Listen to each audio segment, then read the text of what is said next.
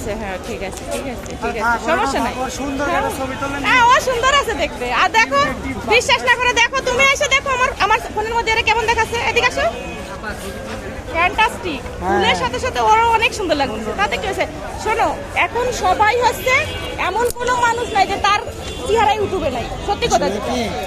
আমরা হচ্ছে অনেক সময় আমরা প্রস্তুত থাকি না, আমরা একটা কাজ করি, এরকমই ভালো দেখায়, এরকম ভালো দেখায়।